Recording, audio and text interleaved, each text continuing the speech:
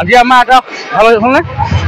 আজি আমাৰ এটা শুভ অনুষ্ঠান বহন নাট্যগোষ্ঠী সহযোগত আমি এখন অনুষ্ঠান কৰিছিলোঁ আমাৰ এবাৰ দ্বিতীয় বাৰ্ষিক।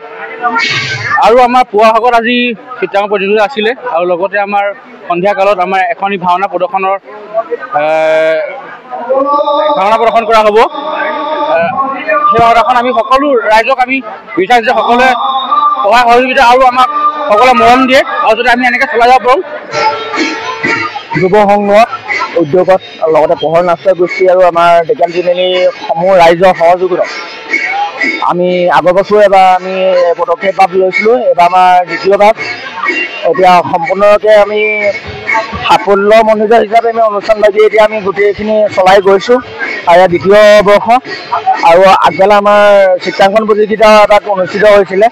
আমি সেইখিনিও সমাপ্ত কৰিছোঁ। আৰু এতিয়া ভাওনা ভাগৰ আপোনাৰ বিৰোচনৰ বিষ্ণুপ্ৰিয়া বলি জন্ম ৰহস্য গোটেই কৰ্মীখিনি আমাৰ ঢেকীয়াল তিনিআলিবাসী ৰাইজ বুলিয়ে নহয়, আমাৰ ঢেকীয়াল তিনিআলিৰ ওচৰে আশে পাশে আমাৰ যিমান গাঁও আছে গোটেই গাঁৱৰ ল'ৰাখিনি আমাৰ গোটেই যুৱকখিনি উঠি আহিছে। আমি সেইকাৰণে অকণমান উদ্যম পাইছোঁ, কামটো কৰিবলৈ আমি অকণমান সাহস পাইছোঁ।